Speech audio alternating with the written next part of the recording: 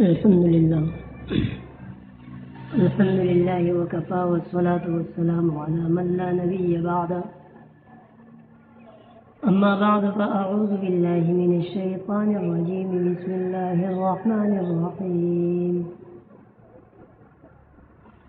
يا أيها الذين آمنوا استعينوا بالصبر والصلاة إن الله مع الصابرين.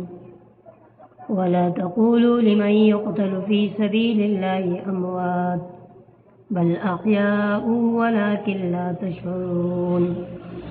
ولنبلونكم بشيء من الخوف والجوع ونقص من الأموال والأنفس والثمرات وبشر الصابرين الذين إذا أصابتهم مصيبة قالوا إنا لله وإنا إليه راجعون.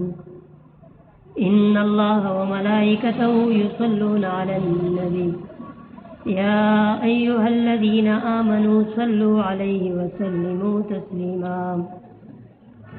اللهم صل على سيدنا ومولانا محمد وعلى آل سيدنا ومولانا محمد وبارك وسلم تسليما كثيرا كثيرا. سبحان ربك رب العزة عما يصفون وسلام على المرسلين والحمد لله رب العالمين.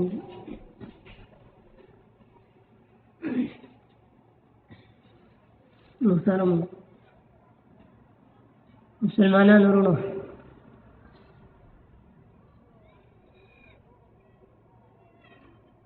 یقینا ډېر د درد او د افسوس موقع ده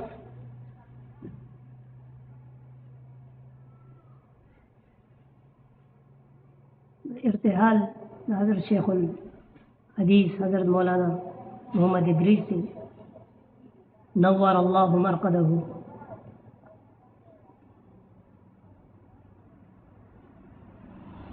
هغه دینی خدمات د امت فکر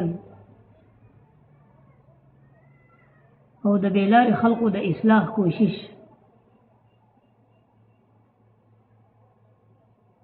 ټول ژوند د هغوی دغه مشغله وه.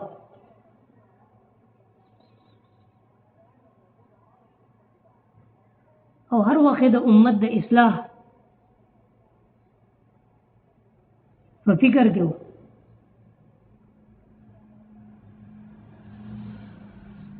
افسوس چې هغه هستي هم دا په دې ځمکه باندې ورته د ژوند کولو اختیار ورنه کړو.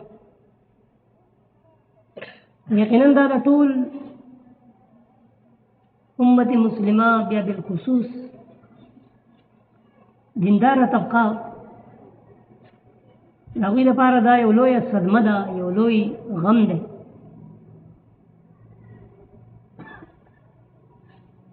الله رب العزت دی حضرت شیخ صاحب شهادت په خپل دربار علیه قبول او منظور وفرمایه. او څومره چې د هغوی متعلقین دي، رشتې دار دي، الله دې ټولو له دې دومره لوی او عظیمه صالحه باندې زړه صبر ورکړي.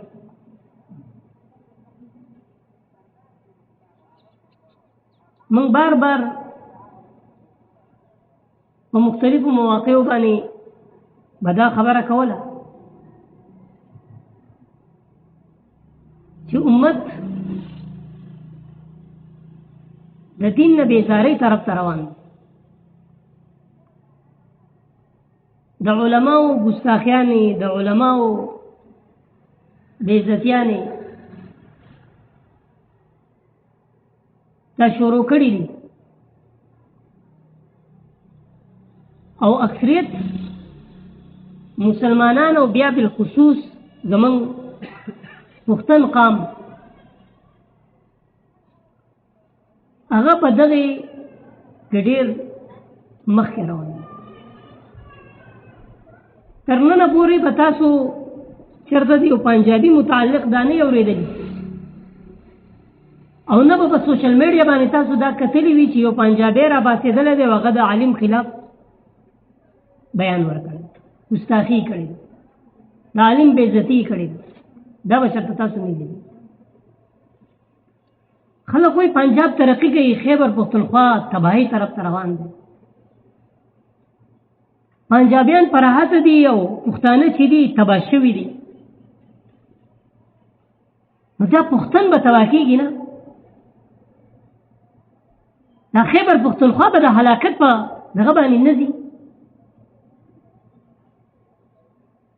چې کوم ځای کې هم عالم بې عزته کېږي هغه به د پښتون د لاسه، عالم رسوا کېږي هغه به د پښتون د لاسه.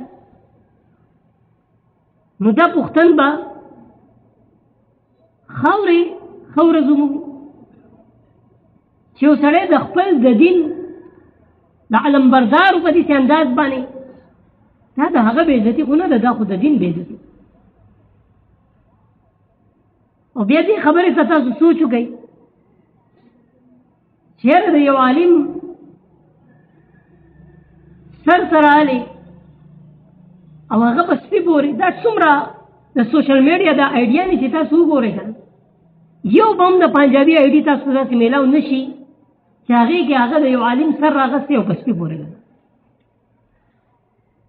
یا یې په خر پورې لګوي، یا یو عالم په خر کېنولی یا یې په سپي کېنولی.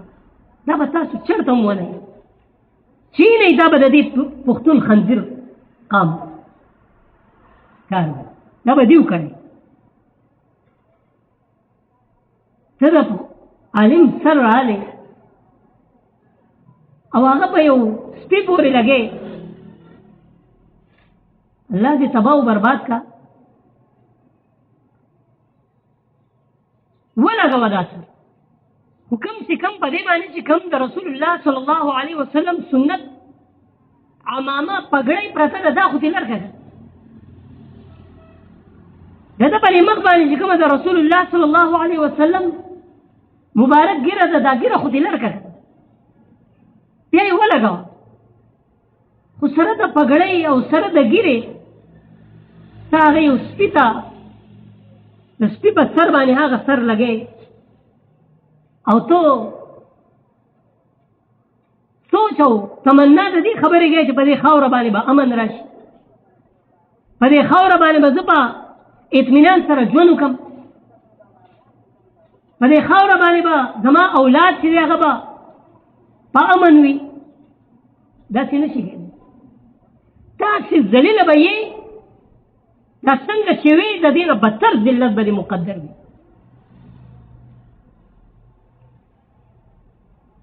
دا کوم دا څه کېږي په موږ سره چې داسې یوه هستي چې هغه همیشه د اصلاح کوشش کړی، د هغه په زرګاو بیانات دي، هر بیان چې راوالی هغې کې د اصلاح خپل یو چېرته د هغه په یو بیان کې به د تشدد یا د بل د ټارګټ کولو دا خبره به د هغه په بیان کې تاسو ولې نارینه څنګه زنانه د هغه بیان چې دی هغه د هغې نه استفاده کوي. په کورونو کې د هغه بیانات چې دی هغه به زنانه اورېدل په دې نیت چې یاره اصلاح وشي، او هغه انسان د هغه وینه هم په دې خاوره باندې محفوظ پاتې نه شوه. زما د اندازې مطابق دا نور علما هم د دوی په نظر کې واجب القتل دي چې داسې یو عالم چې هغه د قوم د اصلاح کوشش کوي، د هغه هر وخت فکر او سوچ دا دی چې یاره دا قوم دا امت دا د رسول الله طریقو ته راشي، دا امت د الله احکاماتو ته راشي، دا امت د جهنم نه خلاصې بیا مومي. همیشه د دې امت د جنت فکر چې فکر انبیا دی هغه په زړه کې اغستی دی او د امت خیرخواهۍ په بنیاد باندې لګیا دی، او هغه ستا په نظر کې مرتد وي، هغه واجب القتل وي. نو زما اندازې مطابق خو یو عالم بیا داسې نشته دی چې یاره په مقصد ځمکه باندې د ژوند کولو یا د ژوند تېرولو هغه ته څه نه څه حق حاصل شي. دا زمونږ لپاره ډېر د افسوس خبره ده. مونږ په دې خبره پوهېږو نه. یقینا حضرت شیخ صاحب هغه خو بخلی سړی و. ځکه یو سړی 43 او 45 سال صرف قال الله قال الرسول وایي. 45 کاله د انسان جبه هغه صرف قال رسول الله صلی الله علیه وسلم او قال الله تبارک وتعالى په دې الفاظو سره تر او تازه وي. هغه به الله بخلی وي. یقینا چې اتلی وي د جنت فرشتو به د هغې استقبال کړی. خو موږ دا امت دا د لوی خیر نه محروم شو. او دا د قیامت هغه علامات دي چې رسول الله صلی الله علیه وسلم فرمایي د قیامت په نښو کې یوه نښه دا هم ده چې علم به اوچت کړی شي. او بیا رسول الله صلی الله علیه وسلم فرمایي چې د علم د اوچتولو مطلب دا نه دی چې د کتابونو نه به الفاظ اوچت شي یا د قرآن نه به آیاتونه اوچت شي. د علم د اوچتېدو او د علم د پورته کېدو مطلب دا دی چې علما به پورته شي. خخ علما چې دی هغوی به د دنیا نه رحلت وکړي. بس داسې خلک به پاتې شي چې هغوی به د علم باندې پوهېږي نه. خلک به د هغوی نه مسلو تپوسونه کوي. هغه به غلطې رهنمایانې کوي. خلک به په هغه غلط طرف باندې ژوند تېروي. په خپله به هم ګمراهي او خلک به هم ګمراهي کوي. دا اوس هغه زمانه ده. خخ علما هغه زمونږ نه روان دي. او دا د علم د بې قدرۍ په بنیاد باندې که موږ ورته د اسلام تاریخ وګورو که نه د سمرقند او بخارا دا د دین مراکزو دا د علم مراکز. بخارا لوی لوی علما لوی لوی محدثین پیدا کړي دي. سمرقند کې لوی لوی صوفیا حضرات او مفسرین سمرقند خاورې ورکړي دي. نن لاړ چې بخارا وګورئ د بخارا په جوماتونو کې به تاسو ته د قرآن نسخه نه ملوي. که څوک یې ساتي ځان به یې په کور کې ساتي په پټه به یې ساتي. خو د بخارا جوماتونو کې د قرآن مجید نسخه دا به تاسو نه ملوي. که څوک تلاوت کوي د خپل کور په یو کمرې په یو ګوټ کې د تلاوت کوي خو دې سره عام په جومات کې قرآن نشي راغلی. یو وخت داسې و چې بخارا نه د بخارا په هر جومات کې به د حدیثو درسونه ورکولی کېده. په زرګاو مجمع به په هغې کې ناست دی. هلته به د حدیثو مجالس قایمېدل. هلته به د ذکر و اذکار لوی لوی مجلسونه دا به د بخارا په جوماتونو کې قایم و. او یو وخت داسې راغی چې په بخارا کې د جومات په دغه کې خلک د قرآن تلاوت هم نشي. دا ولې؟ لکه لږ هم ته تاریخ اسلام مطالعه کړی شي که نه نو د دې هغه بنیادي وجه چې د هغه مخې ته راشي چې یاره دغه خلکو د دین بې قدري شروع کړي. نو چې د دین بې قدري وکړه الله رب العزت د هغه ځای نه دین منتقل کړو او داسې منتقل کړو چې د هغې خلکو چا چې بې قدري کړې وه هغه خو لاړل. د هغوی اولاد نن په هغه نعمت پسې در او په پریشانۍ سره چې یاره موږ ته چېرته چا د قرآن تلاوت وکړو. چې کوم خلک د دین بې قدري کوي که نه صحیح ده د ده په زور کې به دین نه اوچتېږي خو د ده نسل هغه به د دې دین نه محرومه پاتې شي. نن د پاکستان هغه صورت حال څومره په یعنې د ټولو نه بېوسه طبقه هغه د علماو طبقه چې دا کنځلی کېږي هم دا وهلی کېږي هم دا ویشتلی کېږي هم د دوی بېعزتیانې هم کېږي اخر د مولا ګناه څه کړی؟ د مولا څه ګناه ده؟ د مولا دا ګناه دی چې تا ته په منبر رسول او په محراب رسول صلی الله علیه وسلم کې امامت درکړي. د دې مولا دا ګناه دی چې یاره دی ستا بچو ته قرآن ښایي. د دې مولا دا ګناه دی چې د ستا د آخرت فکر راغستی. په دې ګناه باندې دی کنځله کېږي، په دې ګناه باندې دی بې عزته کېږي، په دې ګناه باندې د ده سر او د ده مخ چې هغه د رسول الله صلی الله علیه وسلم په سنت باندې مزین دی، پګړۍ د رسول الله د ده په سر پرته ده، ګیره مبارکه چې سنت رسول الله دی، سنت انبیا دی، هغه په مخ مبارک باندې موجود ده، او ته دغه مخ رالی او سپي ته یې لګې او خر ته یې لګې او تا د دې مولا دا ګناه. دا تاسو د لس پنځلسو ورځو نه ناظر شیخ صاحب خلاف یو پروپیګنډه روانه، هغه عظیمه هستي د الله په ذات مې د قسم وي د هغه په قدمونو کې کېناسته به خلقو سعادت ګڼو. د هغه خپې چاپې کول دا د خلقو دپاره د سعادت خبره وه، او تا هغه مبارک صورت راواغستو، هغه دې په خر باندې کېنو، هغه دې په خنزیر باندې کېنو، هغه دې په سپي باندې کېنو، د هغه مخ هغه شکل و صورت هغه تا کټ کو او هغه تا راواغست د یو سپي په خوله باندې د سپي په سر باندې دې ولګو او ته دعوه د دې خبرې کړې چې زه مسلمان یم او تا ته ځان په دې باندې ښه ښکاري دي. او بیا د هغه د بیان کلیپونه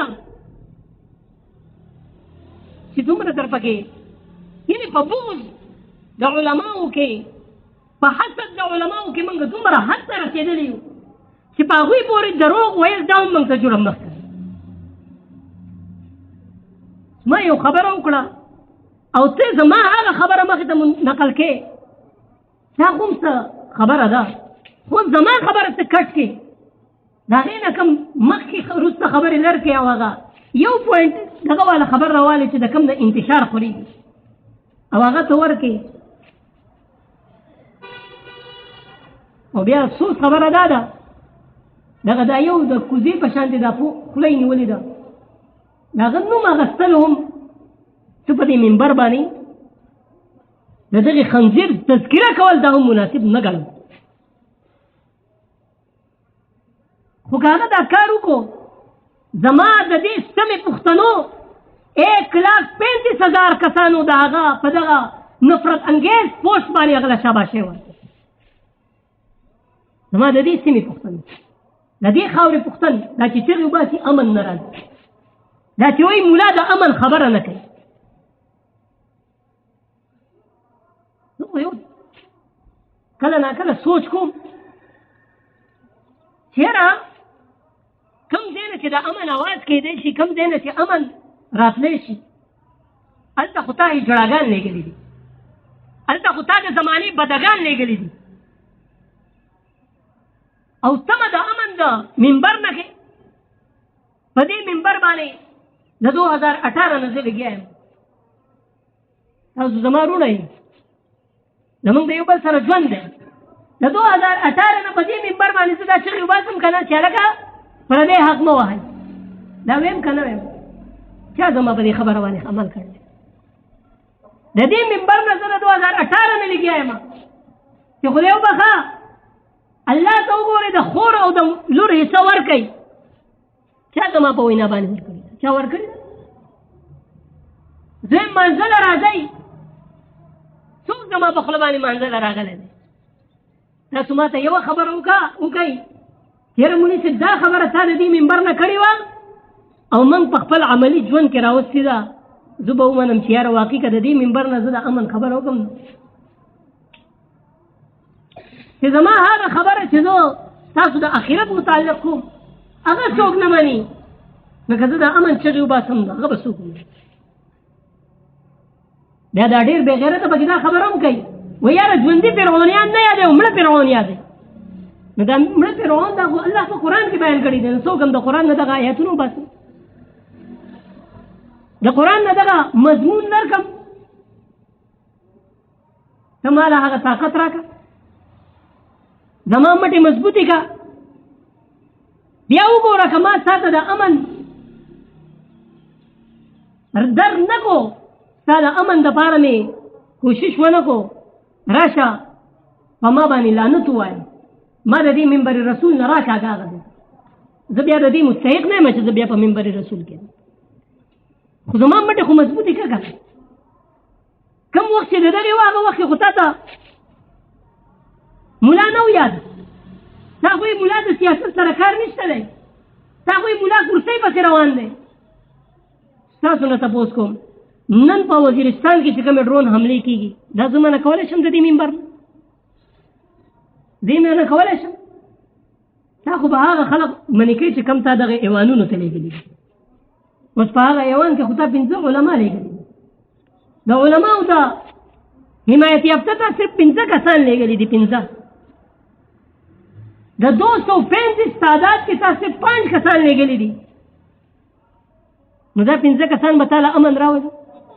زما محترمو دا جنګ دا د دې خبرې نه دی، دا جنګ د دین او د باطل دی، دا د باطل اعلی کار دی، دا د دین بیزاره خلق دي. کنه تاسو نه تاسو کوم دا کومه خبره چې زمونږ شیخ صاحب کړی و په منبر باندې دا غلطه خبره، هغه به داسې څه خبره کړې وه چې یار هغه ته دې دومره حد ته و چې د هغې انجام شهادت و، داسې خبره وکړه. دغه خبره خو فارغ سر ګوهر هم کوي چې هغه د تحریک انصاف چیرمین دی، دغه خبره خو طاهر اشرفي هم کړې ده چې د علماء کونسل چیرمین دی، دغه خبره خو ایمن ولی خان هم کړې ده چې د عوامي نیشنل پارټي صدر دی. موږ خو په سوشل میډیا باندې نه د فارغ سر ګوهر خلاف داسې پروپیګنډه ولې ده، نه د عوامي نیشنل پارټۍ خلاف موږ ولې ده، او نه د طاهر اشرفي خلاف ولې ده، که ویې ولیده نو د شیخ محمد ادریس خلاف یې ولیده، او بیا دومره حد ته هغه ورسېده چې د هغې نتیجه د هغه د شهادت په دغه کې راغله. اوس دغه خلک وایي موږ ته خو دا خو چا ویشتی دی، هغه نه تپوس هغه له دا ماحول چا ورکړ، دا دومره نفرت دا شیخ ادریس صاحب رحمه الله الله دې د هغوی په قبر باندې انوارات را نازل کړي، هغه خو د ډېرې زمانې نه لګیا دی دلته خدمت کوي، دا په نښه باندې چا کو دا دومره نفرت په کوم بنیاد باندې وشو چې د هغې نتیجه آخر دې حد ته راورسېد. او بیا دې ته سوچ وکړئ چې یو سړی سهار اودس کوي، هغه راوځي د مدرسې په لار باندې 1400 طلبا هغه ته په جامع نعماني کې انتظار کوي چې زمونږ شیخ صاحب به راځي او موږ ته به درس کوي، درس حدیث به کوي، موږ ته به بخاري وایي، موږ ته به ترمذي وایي، موږ ته به ابو داود شریف وایي. هلته طلبا 1400 طلبا په دې انتظار دی چې مسند حدیث ته زمونږ شیخ صاحب را روان دی، خبر نه دی چې ظالمانو شیخ صاحب په لاره باندې په ګولو باندې سوری سوری 1400 طلبا په جامع حقانیه کې هغه د حضرت شیخ صاحب د درس منتظر دي، چېرې حضرت شیخ صاحب به راځي او موږ ته به درس حدیث راکوي، خبر نه دی چې په دې ځمکه باندې د داسې خلکو دپاره ژوند کول دا ګران دي، په دې ځمکه داسې خلکو ته د ژوند کولو اختیار او حق نشته دی، دا علما به په دې ځمکه باندې ژوند نه کوي. خیر یو ورځ شته دی، یو ځای شته د یو کس نه به تپوس کېږي، د هر ځوان نه به دا تپوس کېږي، او انشاءالله هلته به د دې علماو لاسي او د دغې خلقو ګریوانونه وکړئ چې په دنیا کې څه کولی شي، د هغوی دا شکلونه په سپو پورې هم ولګوو، د دې علماو دا پګړۍ دا خرو ته هم په سر کوي، د دې علماو دا ګیرې دا سپو ته هم ولګوئ، وکړئ نن تاسو ته اختیار ده چې څومره درنه کېدی شي وکړئ. ای د محمد رسول الله امتیانو د رسول الله دا سنت چې څومره پامال کولی شي پامال کړي، یو ورځ څه دی انشاءالله هلته به تپوس کوو. داسې حتی علما طبقه رسېدلې ده که نه، بذات خود زه درته ووایم زما دې د الله په ذات باندې قسم دی موږ ډېر دا کوشش کوو چې یاره موږ د امت دپاره د هدایت دعاګانې وکړو ډېر دا کوشش کوو خو د زړه کیفیت داسې یو حد ته رسېدلی دی چې زړه زما د ژبې سره سات نه ورکوي زه دا نه شم ویلی چې الله دې امت ته د دې د بې حیا او بې غیرته قوم ته هدایت وکړي دا نه شم ویلی زه به دا یم الله داسې ذلیله کې داسې تباه او برباد کې د ټول عالم دپاره د عبرت یو نښه وګرځې دا خلق کم خلق چې د علماو د بې عزتۍ پسې ورپسې دي الله داسې په ذلت او په رسوایي باندې اخته کې خدای پاک د فرعون ذلت هغه د خلقو نه هېر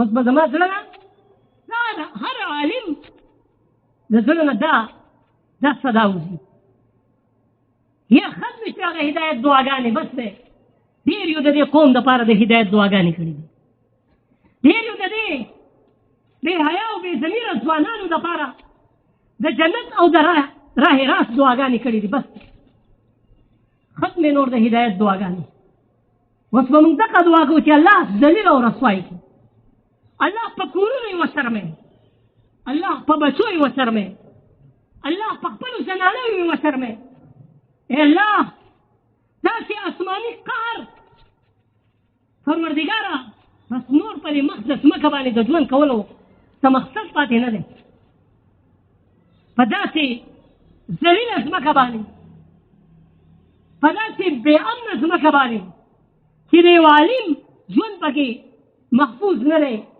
د یو ملا او د یو عالم عزت پکې محفوظ نه دی د یو عالم د کور زنانه د هغوی عزت محفوظ نه دی پروردګاره د دې ځمکې نور ضرورت نشته دی الله چې قیامت 100 کاله بعد راولي 100 کاله مخکې راولي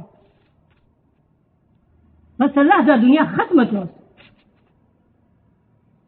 کوم ځای ته موږ را رسېدلي په کوم مقام باندې موږ یو زما محترمو دا موږ کوم طرف ته روان یو زموږ علما په کوم طریقه باندې شهیدان کېږي څومره په بې دردۍ سره دا موږ پښتانه لګیا یو دا موږ لګیا یو دا پنجابی نه دی راغلی دا انګریز نه دی راغلی تاسو وګورئ دا سوشل میډیا باندې دا څومره تصویران دیګه ما یو ملګري راته یو دغه راولېږو یو کلیپ هغې کې د حضرت شیخ صاحب په شهادت باندې خلکو کمنټونه کړي دي الله اکبر دا هغه الفاظ نشم ویلی چې یاره د شهادت نه وروسته هم خلکو هغه ته د کم خبرو او هغه ټول چې وګورئ هغه پښتانه دي ټول پښتانه دي نو دا پښتون به ذلیله نه دا امن سوال مه کوئ دا امن نور سوچونه پرېږدئ امن نشي راتلی په دې ځمکه باندې ستا په ذهن کې ستا په سوچ کې د عالم قدر نشته دی نو بس په قلاره کښېنه نه امن شته نه دغه شته بس الله دې زموږ په حال باندې رحم وکړي او الله دې موږ ته حوصله راکړي ټولو مسلمانانو ته دا ټول دردمند دي زموږ په استازو او د استاز مرګ او د پلار مرګ یقینا دا د استاز مرګ هم داسې لکه څنګه چې د پلار مرګ نو نور هر مسلمان هر دینداره چې په هغه کې ذره غونته هم ایمان وي هغه په دې باندې درمند دی الله دې ټولو له زړه صبر ورکړي الله دې د حضرت شیخ صاحب شهادت قبول کړي الله دې د هغوی درجات لوی لوی درجې دي ول الله تبارک وتعالی ورکړي او الله دې هغه خلق چا چې په دغه پروپاګانډا کې حصہ اخیستی وو په هره صورت کې که چا هغه کلیپونه کټ کړي دي چا هغه شیر کړي دي چا په هغې باندې غلط کمنټونه کړي دي الله دې هغه ټول نشان عبرت وګرځي الله دې هغه ټول تباه او برباد کړي الله دې ذلیل او رسوا کړي او الله دې داسې څنګه چې الله عبرت فرعون عبرت ګرځولی دی الله دې داسې هغه خلق هم عبرت وګرځي الله دې هغوی ته هدایت اړ ورکوي واخر دعوانا الحمد لله رب العالمين.